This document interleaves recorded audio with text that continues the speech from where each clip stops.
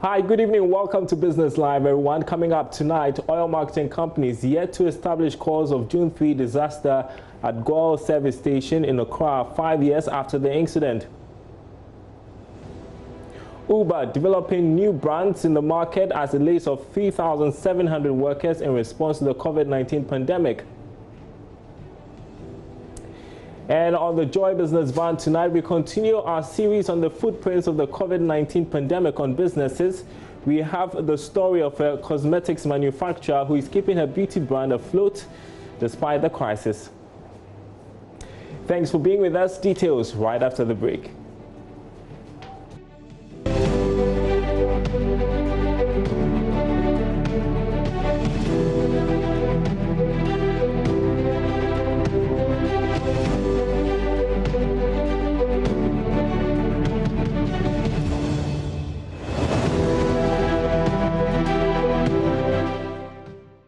Tonight, the Association of Oil Marketing Companies says it is yet to establish the cause of the June 3 disaster at the Goil service station here in Accra.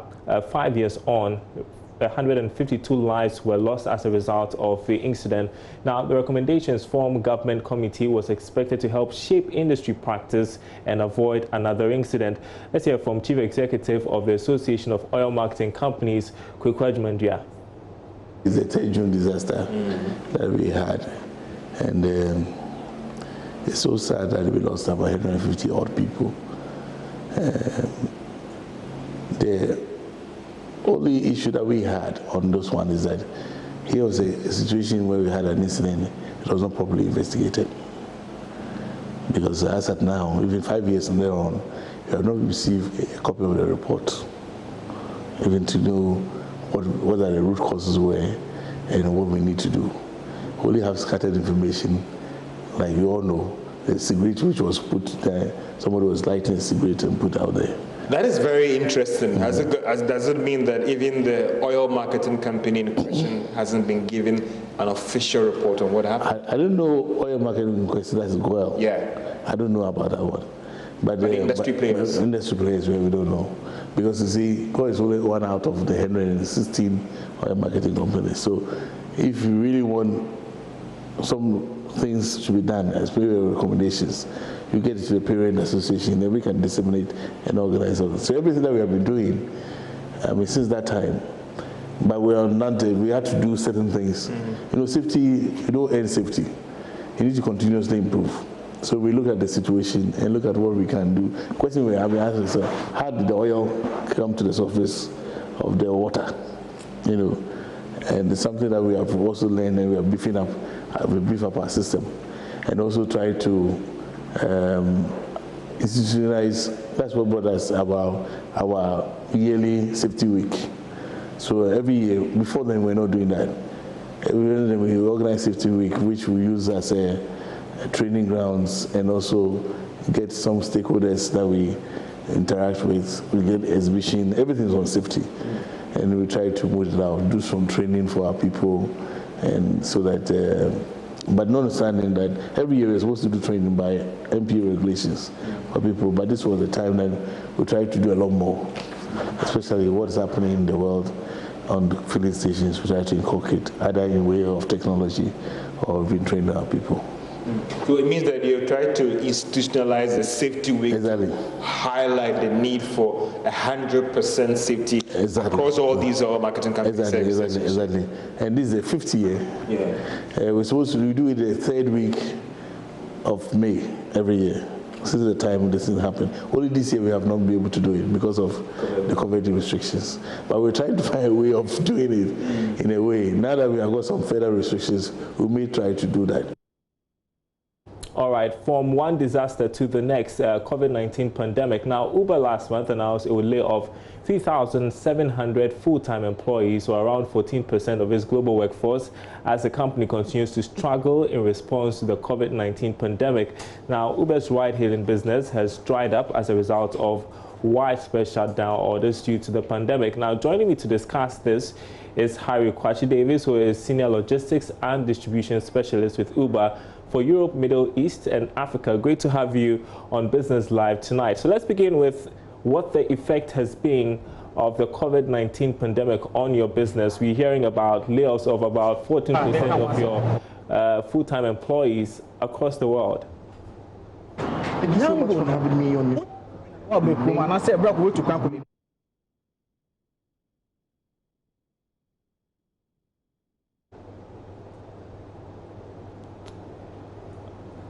sound check. Harry, can you hear me?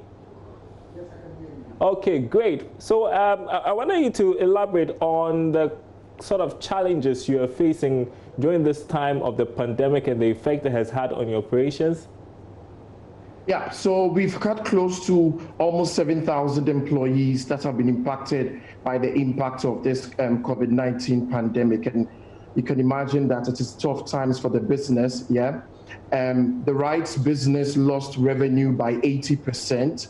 And so it was imperative that the business took strategic decisions to make sure that the company would run. And that meant that there had to be some job cuts.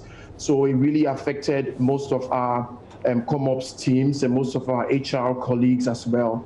But then as the pandemic went on further, it actually affected all other businesses. And so our Uber Jump bike and scooter business had to be sold to Lime. And then also it had a toll on the Uber Freight business as well. Okay, our audience, I believe right now, will be wondering, how about Ghana? I mean, it's across the world, but can you talk about the situation here in Ghana as well? Yes, there's been a big impact because, again, there's the closure of airports and borders. And this is actually one of the areas where our rights business thrive. And then there's the lockdown as well. And so, again, with regards to Ghana, there's lots of restrictions that have come in on how the Uber model operates now. You cannot take more than 3 persons in the car. And so it means that you can only have 2 persons in the back, inclusive of the driver. So again, it will have an adverse effect because we had just a few number of drivers working. We had our Ghana-based lockdown. And so, yes, it has really impacted on the operations in Ghana because we are trying to put in health and safety measures to protect consumers as well as our driver partners as well. We'll come to protection of consumers. So what do you anticipate to be the long-term effect of the COVID-19 pandemic? For instance, the ride-hailing business has taken a hit because of the restrictions that were imposed as a result of the pandemic. And so I'm sure that you are exploring other brands and how to, enhance them. I reckon that once we had a dip in our rights business, our Uber Eats business actually had a triple surge because now people were locked down in our home and restaurants were shut down. People couldn't go into public places. And so everybody resorted to buying online. And so our Uber Eats business actually tripled. And one of the partnerships or ways we had to support our restaurant partners was to waive off the delivery fees.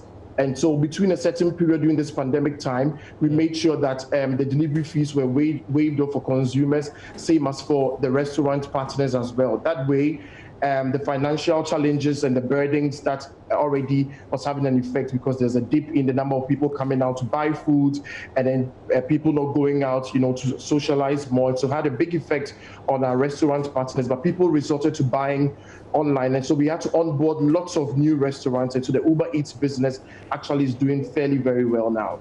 Okay, and so let's talk about the ride-hailing business because that is very popular here in Ghana. And so we're hearing news that Uber is offering financial help to drivers. Do drivers here in Ghana benefit? What kind of assistance are you offering them? So what Uber did as a business was to take care of or pay for the health services of drivers that were impacted by the COVID. If I say impacted, it means these were drivers that were actually affected by the coronavirus. So Uber paid Uber gave a 14-day bracket, and so paid for some sort of like 14-day leave and paid drivers for them to be able to help with their hospital costs, etc. Okay. But generally, it was not as in giving something to drivers because they are sitting at home, but we actually paid for drivers that were impacted or had the virus directly. What do you think would take for your business to recover from the hit it has taken? And right now there's talk of a potential second wave of the virus spread. Are you prepared for that as well? I don't think anybody can really prepare for any pandemic that's going to come. But one of the key things that we've aligned ourselves is to make sure that the health and safety of our driver partners as well as our consumers are paramount. So we are putting in safety measures when it comes to the rides. We are sending face masks. We are actually having the selfie, system where drivers would have to take a selfie to make sure for us to check if they really have the face masks on. We also want to make sure that we provide these drivers with all these safety requirements, you know, just that way they're able to protect themselves and at the same time able to protect their consumers or customers in the rides. But how effective is that mode of monitoring where the drivers have to take selfies? Because you know, you can't always tell if they are compliant, and the health and safety of the customer is paramount. How are you ensuring that? Yeah, so most of the time, health and safety is a responsibility for both the consumer and the driver as well. And with this pandemic, we've seen how a lot of people have panicked because most of drivers didn't even want to work. So we believe that there's going to be a lot of awareness creation and education about the pandemic, making sure people are using hand sanitizers, making sure people are using the face protections as a key prerequisite. And then this next step further would be to ensure that people are really adhering to this. And so we use a selfie, and this is actually being used in advanced countries. But if you cascade it down to Ghana, we try to make sure that I work in logistics and I've shipped a lot of face masks and PPEs, and then this is being delivered across the globe where we have a presence. All right, thank you so much for joining us on Business Live. Harry Kwashi Davis, he is Senior Logistics and Distribution Specialist with Uber for Europe, Middle East and Africa. Great to have you tonight. Now, talk of the COVID-19 pandemic, the huge investments in production of hand sanitizers to curb the spread of the virus may have cost cosmetics manufacturers access to packaging materials. That is one of the challenges that beauty brand Nature's Genesis is currently grappling with. But that is not deterring Chief Executive Betty Kimball from following her dream of creating a beauty brand that will sell across the African continent. Her story on the Joy Business Van. Hi, Joy Business Van. My name is Betty Kimball, a UK-trained cosmetic scientist, the CEO of Nature's Genesis Skincare and Nature's Genesis Cosmetic Science Institute. Welcome to my world. When Betty's daughter developed a skin disorder, that was what got her interested in skincare. We went to the doctors, did everything, and nothing seemed to work. The good thing was I had traveled to Ghana, so on my way back to the UK, I went to shea butter and some moringa dried leaves.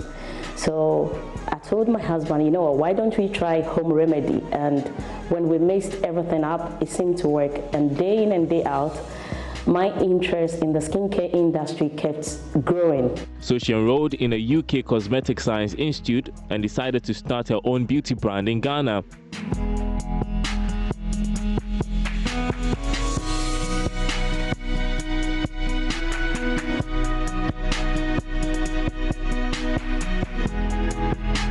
Have you got the weight correct? Yes, it is. Great. Everything is done correctly. Are the lid well closed? Can I have a check? Yes, please. They're all closed. Perfect.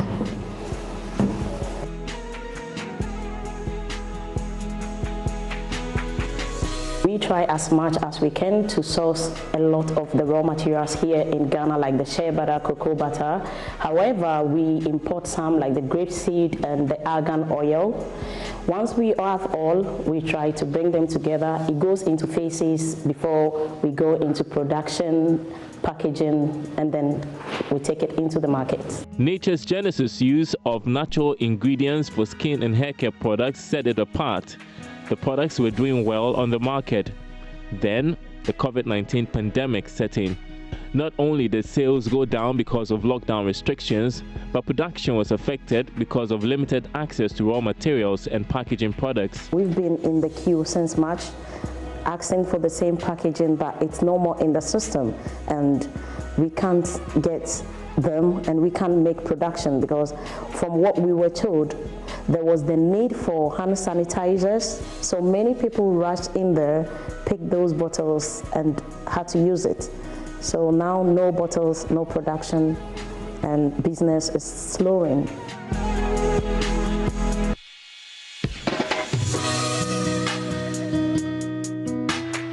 One thing in this industry you have to bear in mind is many a times people mistake the carrier oils as essential oils. Carrier oils are totally different. Betty has also had to make adjustments at her Cosmetic Science Institute, which has trained many individuals interested in the beauty industry. I have trained over 80 people aside the ones that I run when I've been poached to do training for big organizations, but as an institution, we've trained a lot, like roughly 80 people, and they all come out with their own skincare brand and making them entrepreneurs.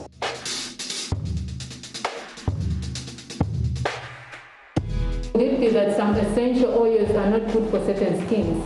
So if you make a lotion, it might not be any of your carrier oils. Like I said, essential oils contains about 16 sensitizers which people can be allergic to.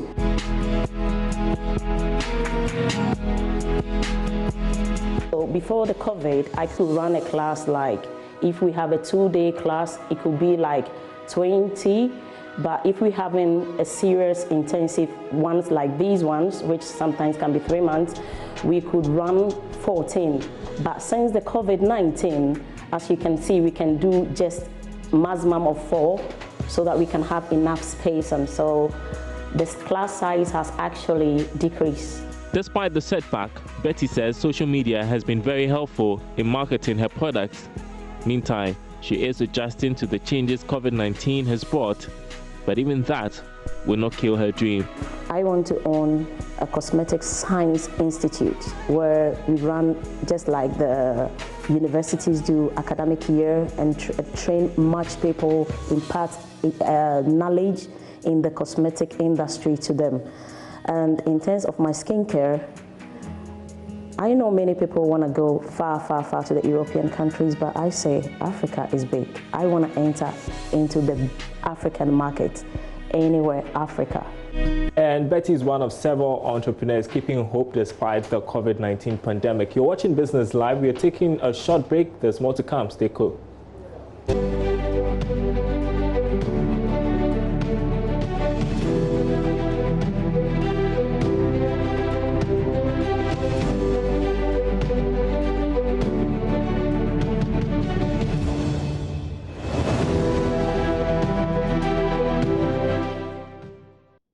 Welcome back to our program tonight. Now, countries all over the world are moving towards easing lockdown restrictions while dealing with the impact of the COVID-19 pandemic, which has hit economies.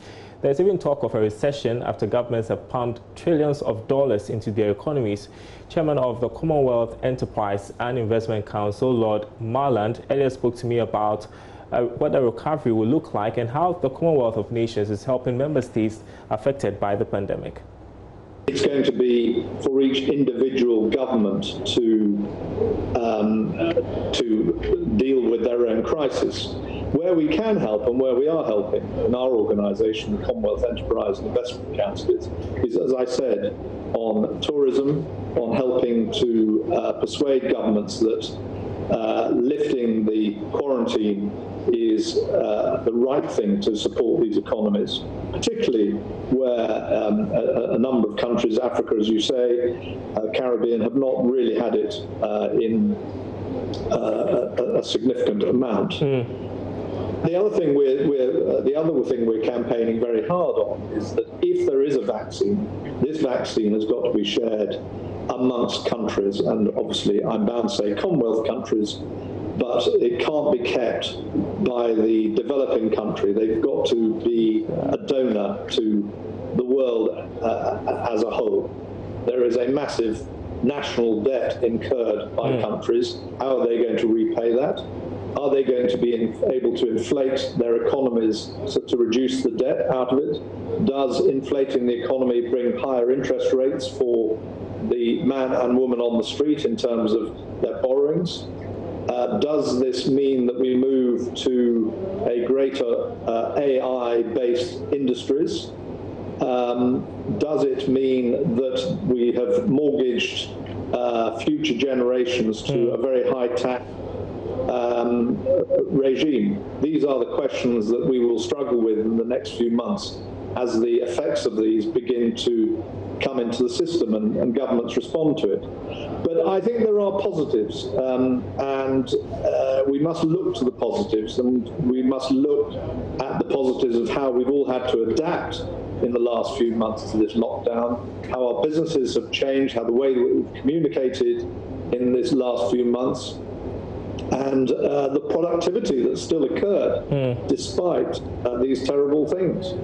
And I think, obviously I've only been able to look around the UK, I see it's going to come back very quickly, the productivity. And I'm rather hoping that I'll be able to get my very long hair cut sooner rather than later, as I'm sure all of us have wanted to in isolation. But this is, let us make no mistake, this is one of the worst things that's ever happened. Well, it is arguably the worst thing that's happened in my lifetime, probably in the last century, and it'll be an extraordinary test on government's resolve, which has been tested to the limits almost so far on how globally we recover. And so organisations like ours, the Commonwealth, which is a networking organisation, which brings nations together, which has a common theme, will have to play a part, and I very much hope we will. All right, and that's Business Live tonight. Thanks for watching, everyone. More news on our website, myjoyonline.com/business. My name is Darryl Kwao. Thanks for watching. We'll be back same time tomorrow.